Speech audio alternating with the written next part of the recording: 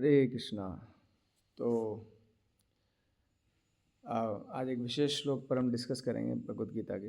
ये चैप्टर 2 का श्लोक नंबर 14 है। मतलब ये श्लोक में ये प्रेरणा देता है, ये सिखाता है कि दुखों का क्या करें, जीवन में दुख बहुत आ रहे हैं, है ना।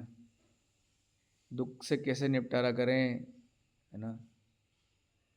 तो ये श्लोक हमें बहुत महत्वपूर्ण शिक्षा देता है।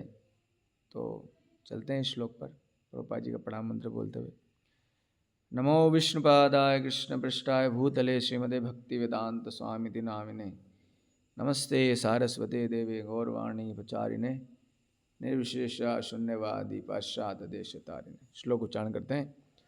मातृस्पर्शास्तु कौन्तेया सितो उष्ण सुख दुःखदा आगमपायिनो अनित्या तान तितिक्षस्व भारत।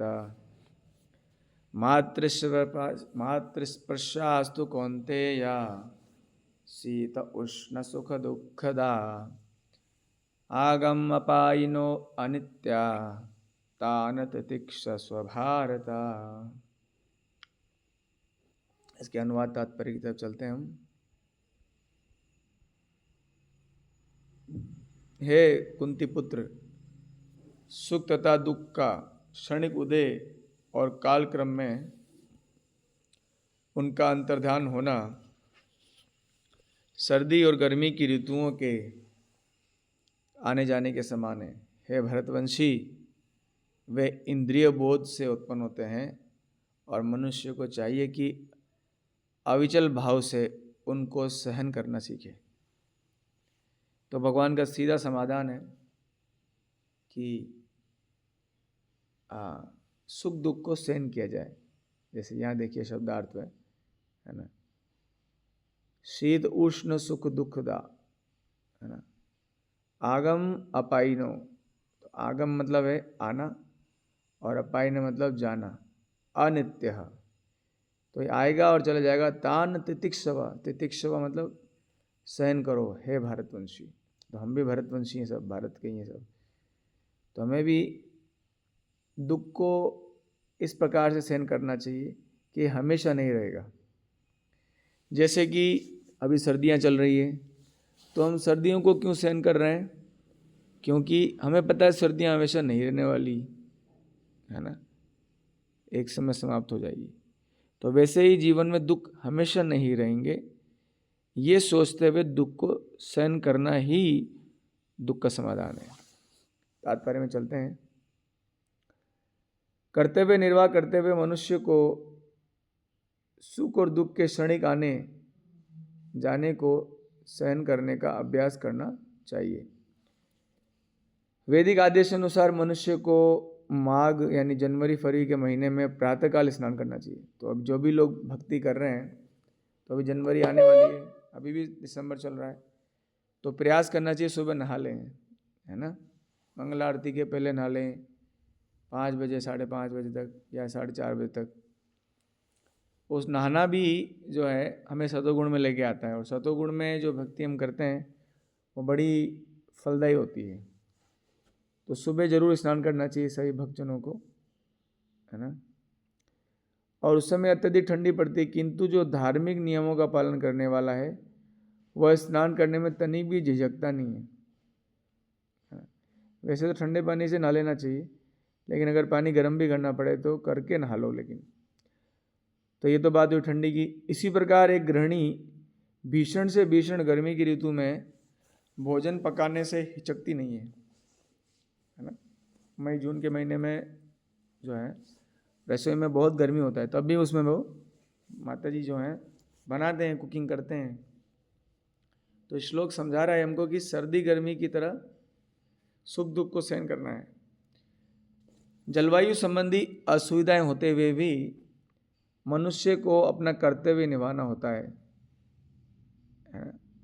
तो जलवायु संबंधी असुविधाएं हैं, फिर भी अपना कर्तव्य निभाना ही होता है हम लोग को। और पूरे शास्त्रों में ऐसा नहीं कोई उदाहरण है ना, जब कर्तव्य पालन किए गए, है ना, इसी प्रकार युद्ध करना क्षत्रिय का धर्म है, अतः उसे अपने किसी मित्र या परिजन से भी युद्ध करना पड़े तो उसे धर्म से विचलित नहीं होना चाहिए। तो यहाँ पर ये बताया जा रहा है कि इसका ये मतलब नहीं है कि घर वालों से लड़ बैठे हम लोग अपनी छोटी छोटी बात पर। इसमें ये कहा जा रहा है कि अगर हमारे परिवार के लोग या मित्र लोग अधर्म का साथ दें, अधर्म मतलब जो शास्त्र अनुमोदित नहीं है, तो उनसे युद्ध कर सकते हैं। युद्ध मतलब उनसे बातचीत कर सकते हैं। यहाँ तो अर्जुन के सामने सारे अधर्मी ही खड़े थे, कौरववंशी, जो बचपन से लेकर अधर्म ही सीखे हैं। तो अर्जुन को बोला जा रहा है भले ही इसमें दुख है बट तुम्हें युद्ध करना होगा। देखिए बहुत इंपॉर्टेंट लाइन है, यहाँ पर नोट करना चाहिए इसको।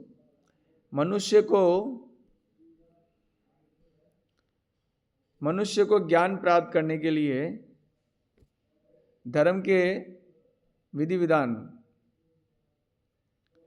पालन करने होते हैं, क्योंकि ज्ञान और भक्ति से मनुष्य अपने आप को माया के बंधन से छुड़ा सकता है। तो मनुष्य को अगर ज्ञान प्राप्त करना है, उसकी इच्छा है, वो अज्ञान में रहना चाहता है, तो अज्ञान में बहुत दुख है। वास्तव में वास्तविक दुख ही अज्ञान है हमारे जीवन में। तो हम में से कोई अगर ज्ञान प्राप्ति का इच्छुक है ना, अगर वो चाहता है कि ज्ञान प्राप्त करे वो, है ना, तो क्या करना होगा उनको, है ना, यहाँ बताया गया है उन्हें क्या करना होगा।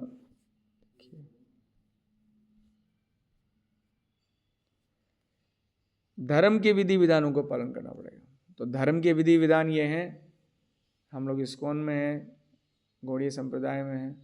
तो धर्म के विधि विधान ये कहते हैं कि कोई भी हो, चाहे स्टूडेंट हो, चाहे जॉब होल्डर हो, चाहे कोई भी हो, चाहे वो बिजनेसमैन हो, सबको सुबह उठ के आरती करना चाहिए, मंगला आरती।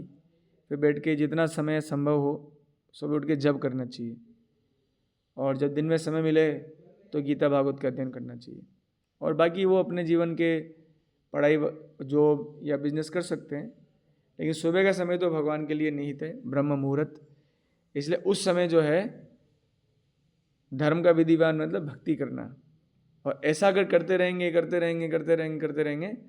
तो समय अंतराल में हमारे हृदय में ज्ञान प्रकट होगा, स्वयं के बारे में, भगवान के बारे में, इस दुनिया के बारे में, जिसको प्राप्त करने के लिए उसे मनुष्य जन्म मिला है। यस, और इस प्रकार से वो ये जो जकड़न है इस भौतिक जगत की, जिसे माया कहते हैं, उससे वो छूट सकता है। अर्जुन को जिन दो नामों से संबोधित किया गया है वे भी महत्वपूर्ण हैं। कौन्तेय कहकर संबोधित करने से ये प्रकट होता है कि वो अपनी माता की ओर से संबंधित है, और माता भी बहुत क्षत्रिय परिवार से है। और भारत कहने से उसके पिता की ओर संबंध प्रकट होता है। दोनों ही ओर से उसको महान विरासत प्राप्त है, और इस विरासत के प्राप्त होने के फलस्वरूप कर्तव्य निर्वाह करने का उत्तरदायित्व आ पड़ता है। अतः अर्जुन युद्ध से विमुख नहीं हो सकता। तो ये बहुत ही इंपॉर्टेंट श्लोक है। मातस्पर्शास्तु कौन्तेय शीतोष्ण सुख दुग्धा आगम अपायनो नित्यतांत तितिक्षु। तो दुखों को सहन करना चाहिए, क्योंकि दुख हमेशा नहीं रहेंगे, और कितने भी दुख आए लेकिन कर्तव्य पालन करना चाहिए, धार्मिक सिद्धांतों का पालन करना चाहिए। तब निश्चित रूप से ज्ञान प्रकट होगा, जो कि मनुष्य जीवन का वास्तविक उद्देश्य है। हरे कृष्णा। सही भक्तजनों को प्रणाम। भगवद गीता की जय, ग्रंथराज श्रीमद् भागवतम की जय, श्रील प्रभुपाद की जय। गौर प्रेमानंद।